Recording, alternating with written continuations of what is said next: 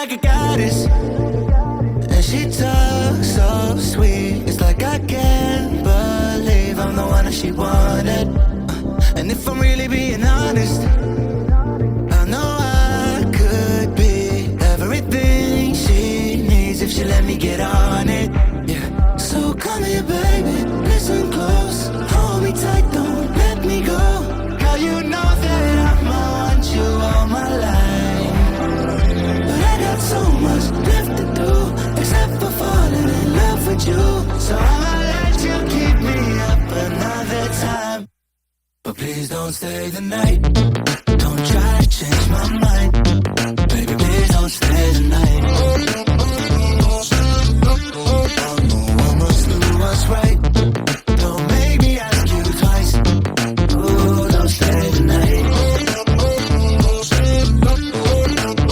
Don't try to turn it to a fight. You know I love you by my side. Don't stay the night. Honda CB500F. So this one guys is yung sports naked bike ni Honda. Napakaganda nitong motor na to guys. Kung gusto niyo po ng sports bike na hindi masyado nakakangawit sa likod pag maglo-long ride at relax lang dalhin, ano. So umpisa muna natin guys dito sa kanyang engine specs. Of course, this one guys is expressway legal dahil meron siyang displacement na 471cc, liquid cooled 4-stroke, dual overhead cam, parallel twin engine, at ito ay merong lakas na 35.0 kilowatts at 8,500 RPM and max torque of 43.2 Newton meter at 6,500 RPM. Pagdating naman po sa fuel tank capacity niya, siya po ay merong fuel tank capacity na 17.1 liters at uma-average po siya ng 28.6 km per liter. Pagdating naman sa kanyang transmission, meron po siyang transmission type na 6-speed constant mesh transmission. So dito na muna tayo guys sa kanyang overall looks.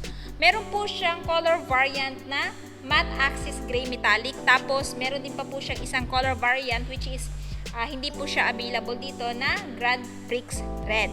Aside po sa kanyang matte gray na paint, meron din po siyang glossy black, tapos meron din po siyang mga minimal lamang na decals. So yung nakita ko pong decals dito guys is ito lang, which is combination pa rin ng black tapos gray na may pagka-glittery effects, at saka dito, no, yung kanyang displacement at saka name na CB500F. Ayan. So, dito tayo sa front look. Ito po yung itsura niya sa front, guys. Napaka-sporty at saka stylish po ng itsura niya, no? Napaka-sharp na din po ng kanyang headlight. Naka-LED na din po ito. Tapos, siya po ay ginamitan ng inverted telescopic fork suspension. So, makakaasa ka, guys, ay hindi na po masyadong matagtag, no? Kasi, inverted na po yung kanyang suspension sa front. Pagdating dito, naka-dual disc brake po siya. And equipped na din po siya ng ABS anti-lock braking system. Makakaasa ka pag mag-sudden brake ka, hindi na po maglalak basta-basta yung wheel ninyo. So meron po siyang 2-pot piston brake caliper dito at saka dalawa din po sa kabila, bali 4. And yung brand niya po is Nissan. Naka-reflector na din guys for added visibility during your night ride. And dito sa gulong guys, yung brand niya po is Michelin na. So makakaasa ka na reliable po itong gulong niya, no? At meron siyang front tire size guys na 120 by 70 by 17 and tubeless na din po itong gulong na to. Ayan. Front fender, napakaganda po ng front fender, no? Ayan. So, flexible, meaning pang mabangga to, hindi siya basta-basta magsha-shatter into pieces. So, dito guys, if I were you, palagyan ko yan ng harang para pag matatama ng bato-bato, hindi siya madaling mayupi, no? If ever ito po yung mabili ninyong sports naked bike. Yung kanyang inline 2-cylinder guys, ayan. Tapos yung horn niya, ayan. Turn signal guys, is naka-LED na din po, kahiwalay sa kanyang headlight. And pansin ko lang din po pagdating dito para siyang naka-carbon matte fiber yung design niya dito. Tapos dito naka-plain lang naman, and dito sa side, ayan, para siya naka-carbon matte fiber. Ayan. So sa mga mahilig sa mga sharp big bike, no, yung mga edges niya, meron din pong mga angulo dito. So maliliit na details guys is nakakadagdag sa forma ng isang motor. Ayan, no. So for better aerodynamics din po ito. So pagdating naman sa engine guys, mapapansin nyo kakaiba din po yung kanyang kulay, no? Para siyang light bronze na may pagka-glittery effect, no? So nagpapadagdag premium dito sa sports naked bike na to. Tapos maging dito din. And then dito is naka matte black. Meron na din pong guard dito para hindi po mapaso yung driver. Ayan, plastic. So yung brake pedal, foot peg nung driver at saka foot peg ng angkas. Ayan. Tapos dito naka-glossy black. Pagdating naman sa tambucho niya guys, ayan, napaka-astig at saka napaka-sporty and stylish din po ng tambucho niya. Tapos may guard na din, which is metal, pang protekta sa legs ng angkas mo or sa legs mo para hindi mapaso kasi umiinit to pag once na pinaandar na. Yung kanyang exhaust and cap, same lang din po ng kulay dito. Ayan, naka-dual exhaust siya guys. Dalawa yung butas dito. And single hydraulic disc brake with ABS din po siya. And pagdating naman po dito, siya po ay naka-monoshock swing arm suspension. No?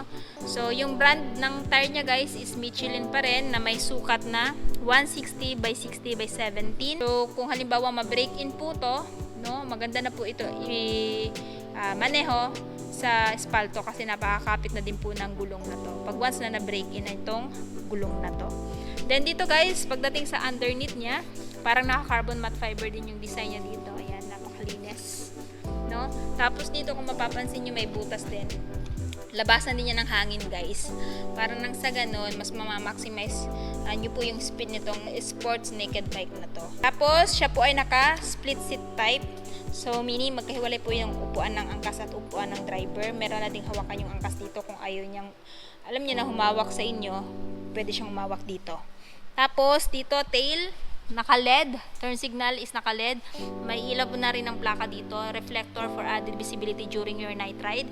And pagdating naman dito guys, ayan, tapos foot peg ng angkas and foot peg ng driver. And dito guys, yung kanyang cambia which is 6-speed manual transmission, no? And yung side stand. So kung mapapansin nyo guys, wala na kayo makikita kickstart or center stand kasi nga po siya po ay sports bike na. And may nakita din po akong decals dito, aside dito sa kanyang lining dito na minimal decals, mayroon din po siyang decals dito na or sticker na Honda. Ayan. So dito tayo guys sa kanyang handlebar. Dito sa handlebar guys, nandito yung passing light dito sa left side, high beam, low beam, tapos yung horn, turn signal switch, ayan. Tapos dito kill switch off, activated, hazard lamp. Ito is electric start. Tapos, ito yung kanyang side mirror, guys. If I were you, hindi ko na ito papalitan ng aftermarket kasi napaka-premium po ng side mirror niya. Sa levers, hindi po siya adjustable. Plain lang po. Dito sa left side, sa right side is adjustable po yung lever niya. Ayan. Tapos, ito po yung kanyang instrument panel. Naka-fully digital na din po. And, naka-key ano pa rin siya guys, traditional key. Hindi pa rin po siya naka-keyless. Pagdating naman sa kanyang suspension guys, sa front naka Showa SFBP na din po siya. So, dito naman tayo guys sa kanyang seat height. Itong si Honda CB500F ay mayroong seat height na 789mm. So, sa height ko na 5'5 guys, abot natin tong big bike na to. So, my height is 5'5". So, kung halimbawa may height kayo ng mga at least mga 5'4", kaya nyo pa rin po itong abutin kahit 5'3". Yun nga lang, nakatiptoe kayo. Pero kung halimbawa meron naman kayong boots na like mga 2 to 3 inches, kaya nyo din po itong imaneho at abutin. Pagdating naman po sa ground clearance, meron po siyang ground clearance na 144mm at meron din po siyang timbang na 189 kg. So kahit nga po lady rider ay kayang-kaya po itong i-maneuver kasi napakagaan lang po nitong sports naked bike na to. So kung interested po kayo dito sa sports bike na to, itong si Honda CB500F ay nagkakahalaga ng 379,000 pesos kung bibili niyo ng cash. Yung down payment is 151,600 at syempre monthly for 3 years na 11,496. At meron din po kayong bracket mapagpipilian like 12 months up to 24 months. At ito lamang pong sports bike na to ay available dito sa Honda Venus Marketing. Dito po yan sa may bandang Kanokotan. Ayan, along the highway lang po siya. So, katabi lang po siya ng Kawasaki Cape, guys.